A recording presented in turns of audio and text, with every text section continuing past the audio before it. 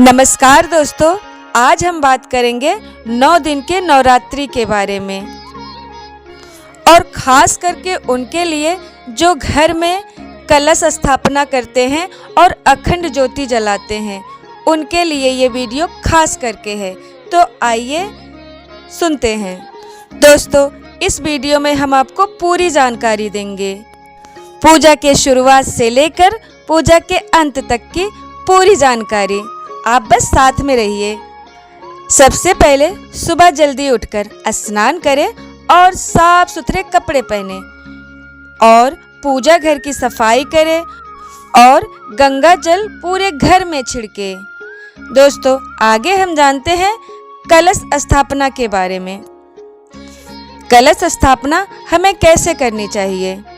सबसे पहले एक मिट्टी का बड़ा पात्र या बर्तन ले, उसमें साफ मिट्टी डालें और जौ बो दें। उसके बाद एक तांबे या मिट्टी का कलश ले, उसमें गंगा जल, शुद्ध जल, एक सिक्का, सुपारी और अक्षत डाल दें।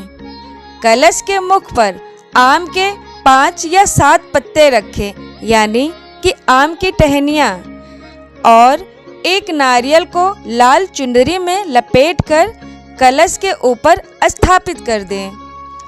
उसके बाद इस कलश को बोए हुए जौ वाले पात्र के बीच में रख दें। दोस्तों, आगे हम जानेंगे अखंड ज्योति के बारे में।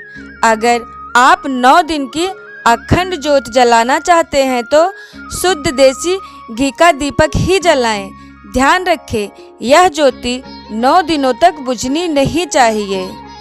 दीपक जलाकर हमें यह संकल्प लेना चाहिए और हाथ में जल और चावल लेकर माँ के सामने संकल्प ले कि हे माँ, मैं अगले 9 दिनों तक आपकी भक्ति और उपवास करूँगी, मेरी मनोकामना पूर्ण करो।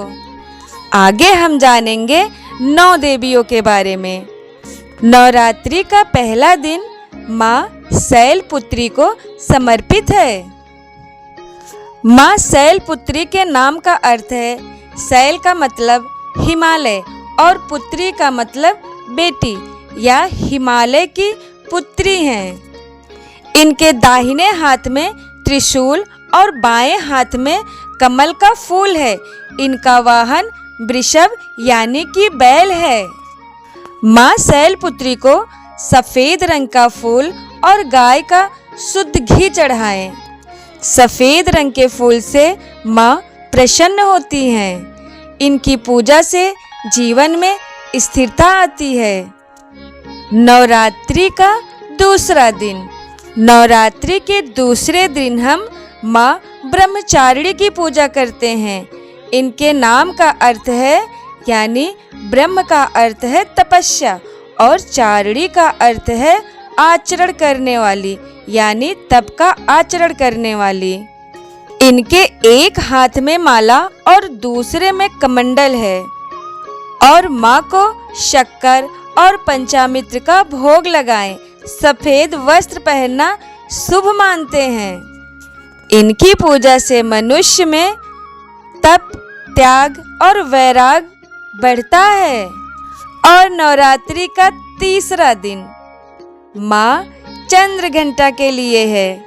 इनके नाम का अर्थ है, इनके माथे पर घंटे के आकार का अर्धचंद्र यानी आधा चांद है।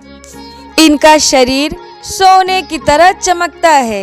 इनके 10 हाथ हैं और ये सिंह पर सवार रहती हैं। इन्हें दूध या दूध से बनी मिठाई जैसे खीर बहुत पसंद है। इनकी पूजा से एकाग्रता बढ़ती है और मन का डर खत्म होता है। नवरात्रि का चौथा दिन माँ कुष्मांडा। इनके नाम का अर्थ है, कु का मतलब छोटा, उष्मा मतलब ऊर्जा। इन्होंने अपनी मंद मुस्कान से ब्रह्मांड बनाया है। इनकी 8 भुजाएं हैं, इसीलिए इन्हें अष्टभुजा देवी भी कहते हैं। कहते हैं कि इन्हें मालपुए का भोग बहुत पसंद है और इन्हें हरा रंग भी बहुत प्रिय है। इनकी पूजा से बीमारियां दूर होती हैं और आयु बढ़ती है।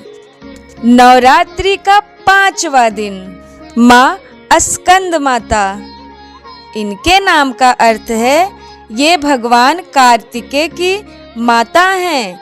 इनकी गोद में बालक स्कंद बैठे हैं। ये कमल के आसन पर विराजमान हैं और माँ को केले का भोग लगाएं, पीले रंग के कपड़े पहने। इनकी पूजा से संतान सुख और ज्ञान की प्राप्ति होती है। नवरात्रि का 6ठा दिन माँ कात्यायनी। इनके नाम का अर्थ है महर्षि कात्यायन की पुत्री होने के कारण इनका नाम कात्यायनी पड़ा। ये युद्ध की देवी हैं। इन्होंने ही महिषासुर का वध किया था। माँ को शहद का भोग जरूर लगाए। इनकी पूजा करने से जिनकी शादी में बाधा आ रही हो उनके लिए उनकी पूजा बहुत फलदायी मानी जाती है। नवरात्रि का 7वां दिन माँ कालरात्रि। इनके नाम का अर्थ है काल यानी कि समय। काल का अर्थ है समय और रात्रि का अर्थ है रात। ये दुष्टों के लिए काल हैं। इनका रंग काला, बाल बिखरे हुए और गले में बिजली जैसी माला है। यह माँ का सबसे भयानक रूप है। इस दिन माँ को गुड़ का भोग लगाएं। इनकी पूजा से भूत प्रेत और नकारात्मक ऊर्जा का नाश होता है। नवरात्रि का 8वां दिन माँ महागौरी। इनके नाम का अर्थ है अत्यंत गौरी होने के कारण इनका नाम महागौरी है। ये शांत मुद्रा में है और सफेद बैल पर सवार हैं। माँ को नारियल का भोग लगाएं। इस दिन कन्या पूजन भी किया जाता है। इनकी पूजा से पुराने पाप धुल जाते हैं और मन शुद्ध होता है। नवरात्रि का 9वां दिन माँ सिद्धिदात्री नवमी। इनके नाम का अर्थ है सिद्धि मतलब पूर्णता और दात्री मतलब देने वाली। ये कमल पर बैठी हैं। भगवान शिव का आधा शरीर यानी अर्धनारीश्वर इन्हीं की कृपा से बना है। इन्हें हलवा, पूरी और काले चने का भोग लगाएं।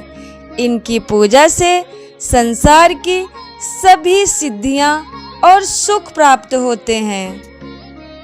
दोस्तों, इनकी पूजा के बाद हमें करना है कन्या पूजन यानी अष्टमी या नवमी को 9 छोटी कन्याओं को घर बुलाकर उन्हें भेंट दें और पैर छूकर आशीर्वाद भी लें। दशमी के दिन कलश के जल को पूरे घर में छिड़के और बोए हुए जौ को किसी पवित्र नदी या पेड़ के नीचे विसर्जित कर दें। और कन्या पूजन के बाद भी हम अपना व्रत भी खोल सकते हैं। दोस्तों, 9 दिन की नवरात्रि में जो सुकून हमें मिलता है ना, वो कहीं नहीं मिलता। ऐसे लगता है कि स्वर्ग यहीं पर है। थैंक यू दोस्तों। अगर आपको वीडियो अच्छी लगी हो तो प्लीज़ सब्सक्राइब माय चैनल।